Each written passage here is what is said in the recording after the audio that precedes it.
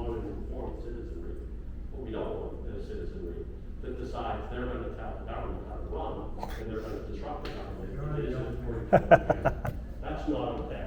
That's a government of tyranny. That's not a government of law. Murray, which was related by defense counsel, well, I would suggest to the court, Murray, I think, is one of these situations where someone is sort of out on the street and is making noise and disturbing.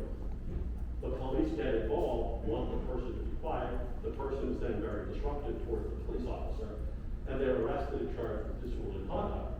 And I think the Supreme Court's opinion in that case goes to the idea of the police in the execution of their job and what they do have to put up with some level of people being difficult to deal with. You arrest people who are drunk, you arrest people who are having some maybe mental problems, and they're displaying their behavior in a public place.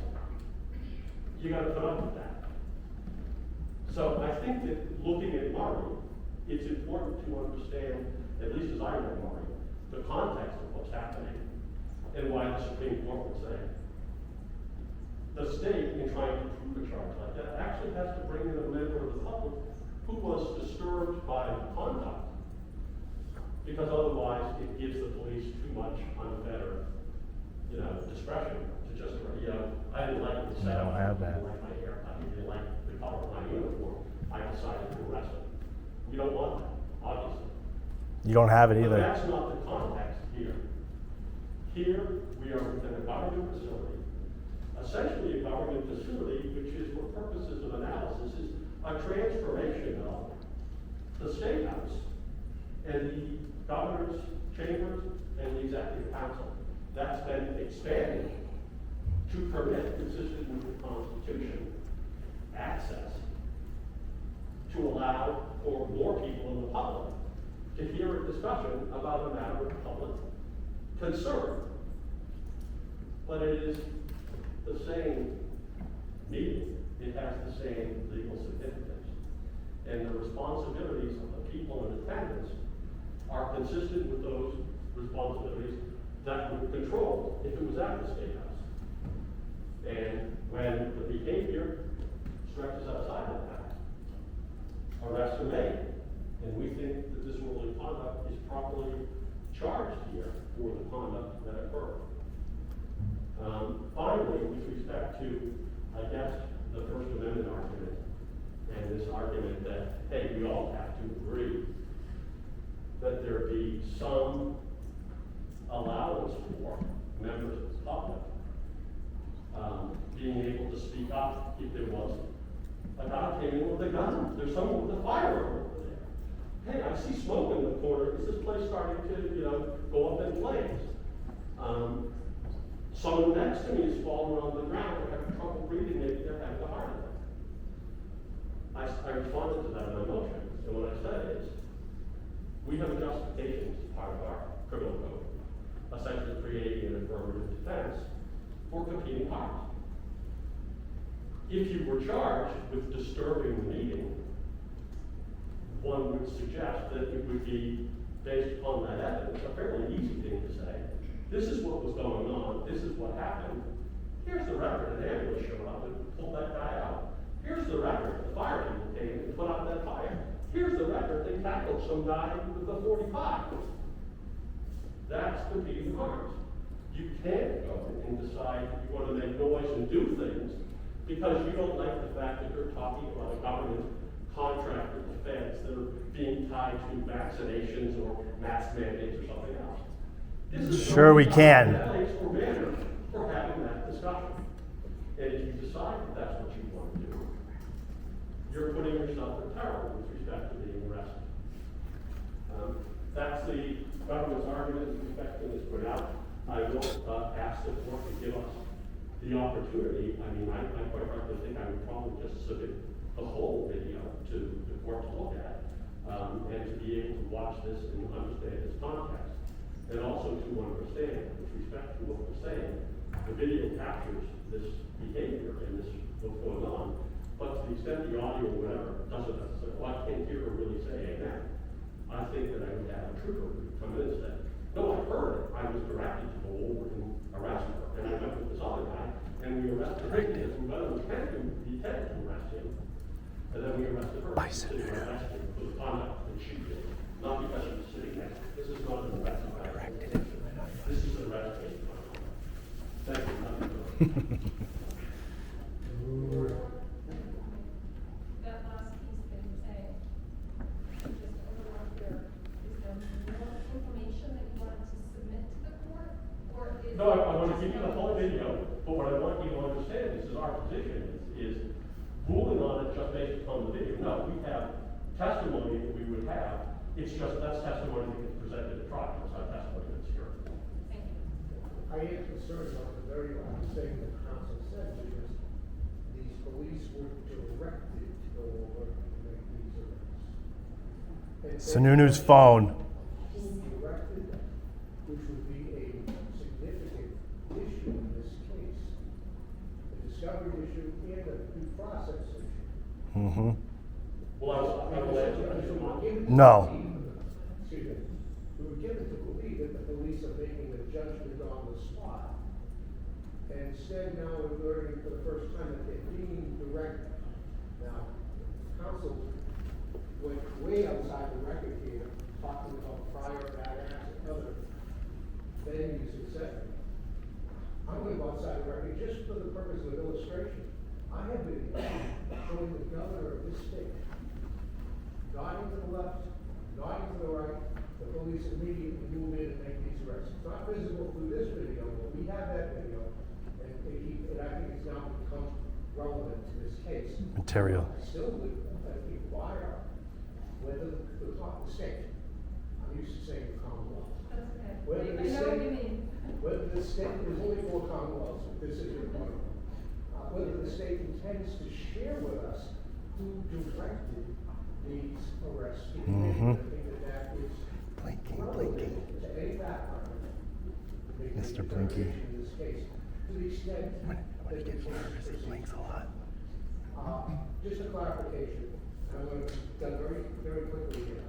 None of our motions touch the resisting arrest chapters. Those are not amenable to a motion of this sort. Council spent quite a bit of time talking about Mr. Staples, but his motion, if it ever comes, isn't before the court today.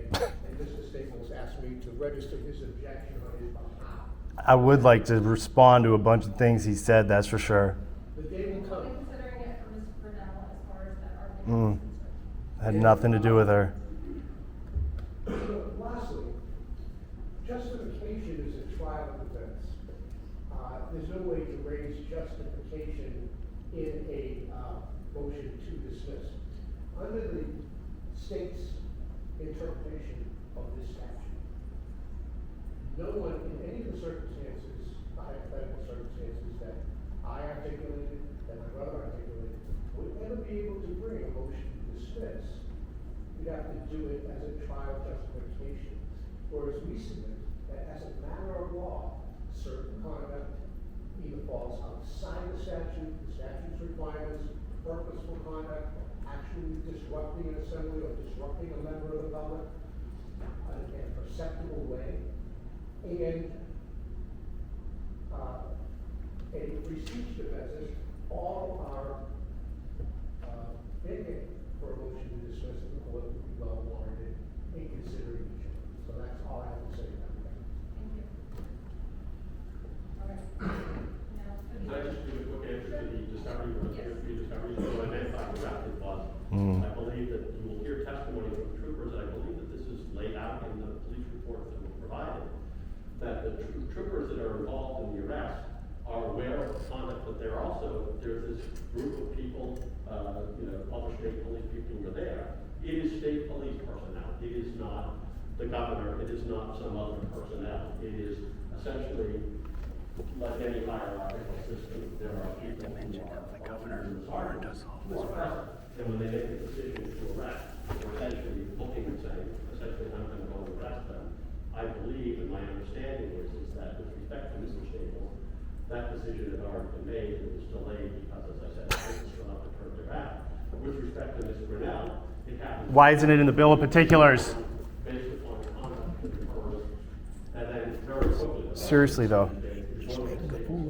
I know he is. Let him go. So that's what happened. That's what my understanding is. I obviously wasn't present at the meeting, but that's my understanding, and I think that that series or sequence of events is essentially described in the police reports that were provided to the defense counsel. Your Honor, on the record, I want to say that this guy is making things up as he goes, and he's trying to allow for them to concoct their own stories. He said that they were directed, and I want that on the record, and we want to see Governor Sununu's cell phone because he was texting while he was up there. He also warned the public as if he was a member of law enforcement, and he made mention of how Sununu had to warn the public. He didn't mention how Sununu yelled at us for singing the Pledge of Allegiance too loudly.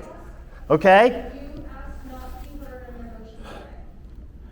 No, I asked them they're not representing me, and they're supposed to withdraw the motion. That's what it is. But this guy keeps talking about me and what was happening, and he's misrepresenting everything. And I know you got eyes to see. This guy's making a complete fool of himself. He blinks a lot when he's lying.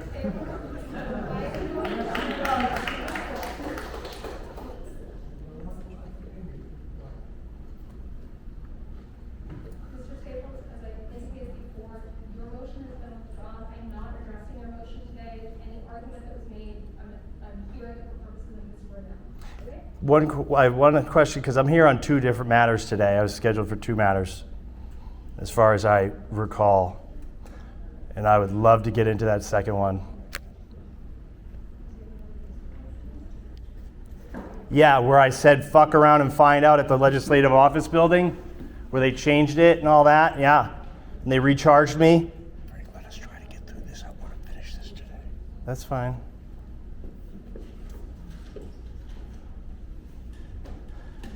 They slid in a completely separate matter where I had showed up here and I have the documents with me. I was here for arraignment and then no one was here.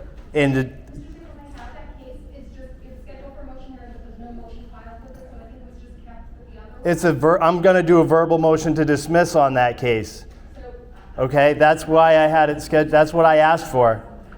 What is it? I'm going to make a verbal motion to dismiss. You have to file something so that the state has an opportunity to respond. What I will do is say my counsel, is I'll instruct Mr. Staples as to the procedure that everyone can agree on, so he can have his day in court. Okay. Well, I've never been arraigned on those charges. You know. You weren't ready? No, I showed up for arraignment, and then no one was here. Okay, do you want me to get the documentation? I was there. There were people here, and then the clerk came up to me after sitting here for 4 hours and said, "You're all set to go. You can leave." And then at one of these 9 arrest hearings, the state slid it in when they amended all of the complaints and added extra charges on us all. They slid that thing in there as an arraignment somehow or something. And that is not an arraignment. And these guys don't represent me on it. So I've never been arraigned on that. Now that they changed it from bootlickers, I said bootlickers. And then they changed it to, I said fuck around and find out. And this was just the state police officers, and it's only the police that were offended. And just like we've discussed, that cannot be grounds for a freaking disorderly conduct charge. Treason. Tyrants. The case status here on April 15th, you were arraigned. April 15th, was that the day that we showed up? I got it right here. That was when I was here, and I got the clerk's initials where it said it was dismissed. Okay? Because I was given no paperwork, and I got witnesses here that were with me. Unbelievable. This is what I got. They tried to say I wasn't on the docket right up there. You can figure out what clerk that was. Keep your originals. Yeah. They tried to make me leave with no proof of anything happening. That's January 14th, 22. And then so the April, which is what I'm telling you, was here during one of these arrests where they were representing me. And I did not represent myself at that arraignment. And they are standby counsel. So they slid this charge through with completely, and I have not received a copy of the charges either.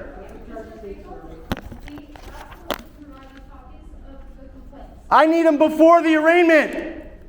By law, you have to give me copies of the charges before the arraignment, and you know that. Whatever, we'll go. Let's just get this show on the road, because I'm going to take both these to trial. Mr. Staple? Whatever. I'm good. If I may, Your Honor, may I suggest that Mr. Staples, other than that, we put over to the next day with this, the court can review his arraignment status, and he can take whatever. I have that he was arraigned on April 15th. If he wasn't arraigned in. Who arraigned me? I did, sir. With who? With these guys representing me? No. You were present and I read the complaints. Not. I was there. And no, you didn't read anybody else's complaints. And